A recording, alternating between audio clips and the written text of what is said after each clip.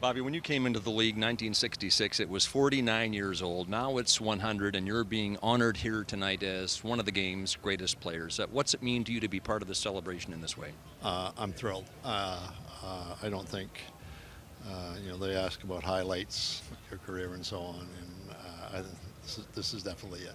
To be included in the 100 is amazing. And then upstairs, I'm giddy upstairs looking at the guys, the players that are coming in. And the amazing thing about our game is, like, in December, Milt Schmidt passed away, and Milt was 98. And Milty was born 2 years after the league started, and he was a player, coach, general manager, continued to stay in the game, support the game, and I think that's what makes our game so great. I was just with Mario and Wayne. They didn't leave the game. They're staying in the game to try to help make it even better, and I think that says a lot about the people within our game and the game itself. But if you look around at the teams, whether it's coaching, managing, scouting, there's so many players still involved, and they're staying involved to try to make it even better, and I think it's wonderful.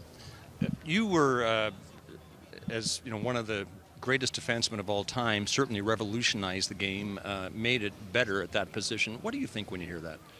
Well, obviously, when you're complimented, it's very, very nice. It's just, I was a lucky guy. I played a style that defensemen weren't supposed to play, and I was owned by the Bruins from the time I was 14, and I played on their farm teams, their junior teams.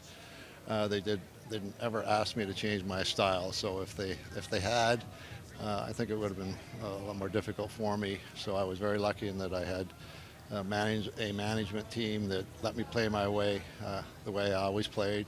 And then I had teammates who,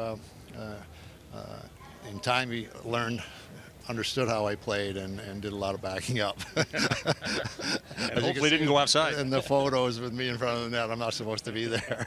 But no, I was lucky to be in the organization that let me still do my same thing. I mean, I think it would have been very difficult if I had to change.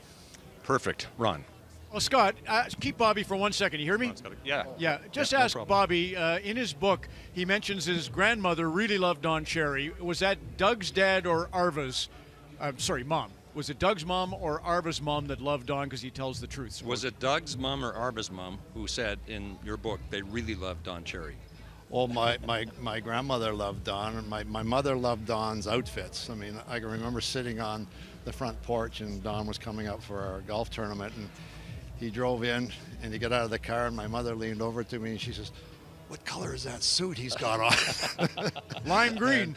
It was lime green, apparently. It was a lime green, and then Grandma Orr, we were in Perry Sound for a skate-a-thon, which Don often came up to, and I took Don over to see Grandma Orr before we left town, and Grandma didn't see very well, and she was a short little lady, and I said, "Grandma," I said, "you know Don Cherry," and she went over to him, and she said, "Yes, and you're the only one that tells the truth."